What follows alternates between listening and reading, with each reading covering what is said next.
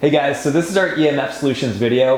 We just talked about all the problems that can come up with EMFs and how that affects the body. If you haven't checked it out, make sure you do so. But again, here's what do we actually do about it? And I'm going to focus on three main things of the most typical places that the EMFs come from, which is going to be our cell phone, our laptop or our tablet, and then the Wi-Fi boxes that are in our homes and offices. So there's four basic principles you need to keep in mind when you want to mitigate the effects of EMF on your body. The first one's going to be you want to increase the distance between the signal and your body as much as possible. So there's something called the inverse square law, and essentially that's just a fancy name for when you double the distance, you get quadruple less EMF. So for example, if your Wi-Fi box is sitting right here and you're 10 feet away from it, you're getting a certain amount of signal. If you go 20 feet away from it, you're getting only 25% of the signal. So again, like the distance really matters, and the further away you can get, the better.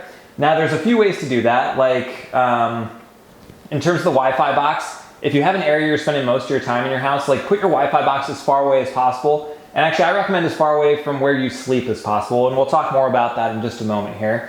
So you can just kind of increase the distance, especially if you're talking like a Wi-Fi box or router. Another thing you can do is for your cell phone, do something as simple as speakerphone. Because again, if you're right here and it's pushed against your head, there's no distance. And if you even increase that like 3 or 4 feet, you're talking about like a lot less in terms of the overall intensity of the EMF that's coming towards your body. And the head, obviously with your brain right there, is one of the ones that's going to get most highly impacted with the EMF signal. So that's a really easy example to just kind of increase that distance. So what else you can do is like if you know you're going to be downloading something, that's a situation where you're going to be getting like a more intense or a higher signal as your like cell phone tower or the Wi-Fi is trying to transmit all that data. So if you're going to like download a movie or something like that, or you know you're going to be doing like something more active, if you can download it while you're like not at the computer, like go to the bathroom, get a drink of water while it's downloading, and then come back when the device use is a little less active, that can be a nice little trick as well. So in terms of that, that's the primary idea. You want to increase the distance. The next principle you want to keep in mind is decrease the amount of time. So a good example of this is like if you know you're going to be walking around and you don't necessarily need your phone right then, just turn it on airplane mode for a little bit. Like if you can just take these breaks throughout the day where your device isn't on you all the time and always getting that signal at you, like even taking an hour or two a couple times a day is going to really decrease your overall exposure and get you to a point where you're not just constantly bombarded by EMFs all day. So any way you can do this to decrease the amount of time where you're interacting with that EMF signal while you're holding your device or while you're right there, definitely recommend that as well. This one's probably the most important, which is the timing that you're using or being exposed to your EMF signal. So your body does all of its healing and all of its recharging during the night while you're sleeping.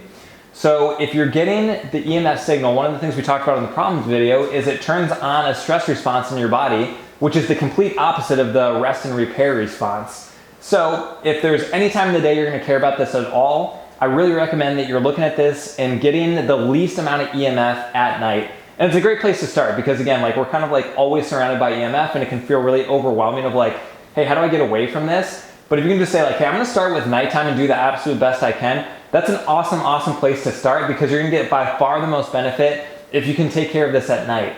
A few different ways you can do this. So again, we shouldn't be using our devices in the middle of the night while we're trying to sleep. So just turn it off, get it away from you. At the very least, turn it on airplane mode if it like has to be next to you.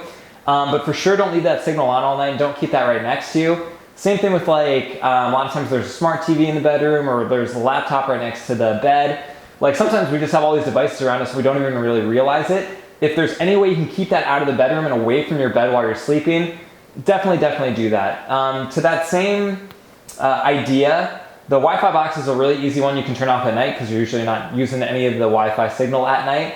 So unplugging, that's an easy way to do it. There is a timer that I've actually posted in the description that you can get. You just plug it into the outlet, set what time you want the electricity to be coming through the thing that you're plugging in, and then anything that's plugged into it will be on that timer. So you can just set your timer like, hey, I don't want it on for like the 6 to 8 hours that I'm sleeping. And then it's automatic, you don't even have to think about it. There's also something called the kill switch, which is essentially you just have a remote control for your Wi-Fi. Anytime you want to use your Wi-Fi, you hit on, your Wi-Fi turns on. Anytime you're not using it, off, it turns off. So that can be an easy way to just kind of turn it off where you're not getting all that signal generation for the entire night. So again, if you take anything away from this, get the EMF exposure lower during the nighttime. The last thing to consider is to decrease the amount of intensity that you're getting. It's already kind of alluded to it, but the amount of devices around you is gonna increase the amount of signal. So sometimes, again, we kind of like have our cell phone in our pocket, our laptop sitting on our lap. Like, we just got all this stuff around us without even really realizing it. So if the stuff doesn't have to be next to you right then while you're using it, like put it in a corner of their house, get it away from you. Again, like some of the stuff like smart TVs or some of the other stuff that you're not using, if you can just unplug it while you're not using it, that way you're not getting this continuous signal generation, like this bath of Wi-Fi and EMF when you don't necessarily need it. And it's something to consider too, especially if you live in a more crowded area. Like I used to live in Washington, D.C. I like never thought about this at all. But I lived in a building that had like hundreds of people in it. And if you think about all the devices, all the people, like the more you're around people with devices, the more this is gonna impact you as well. So if you travel a lot, if you're at airports, like, and you know, it's not like you like explode if you're around a bunch of EMF kind of things, but you may need to consider like, hey, this may be more of a load for me than it is for other people. And especially if you're dealing with a chronic condition like migraine headaches and it's going on, you're like, I don't know what's going on. Like just take a step back and say like, how much EMF am I being exposed to? And am I potentially getting exposed to more than some other people if I live like in a really dense area or around a lot of people? Another kind of nice trick you can use is in terms of the intensity, you can actually select what network you want for your cell phone. So there's like all this buzz about 5G and all like how fast it is and everything. What they don't always talk about though is the signal intensity is like way bigger than it used to be. So we're getting more EMF with that increased speed. Like there's more power behind it, which is good for downloading stuff. But on the flip side of that, it's more of that non-native frequency that's coming towards your body and creating that response. So, you know, I personally haven't noticed much of a difference between like the 4G and 5G for like my most day-to-day activities. So you can actually go in and be like, hey, I just need 4G. Like I'm not downloading a ton of stuff, or I don't need like, you know, I'm not gonna be like scrolling on my phone all day kind of thing. So anyway, you can pick what network you want. The older networks are gonna have less intensity for that overall signal. Last kind of thing to think about here is also in your car. So when the signal comes into the car, it kind of gets amplified because you're sitting in a metal box. Like the physics of the situation is the metal is gonna increase everything. And then also when you're driving around, usually you're switching between different towers, and that's gonna get more pings for you in terms of different towers coming towards you. So if you can avoid talking on your phone in the car, that's a nice way to reduce the overall EMF exposure as well.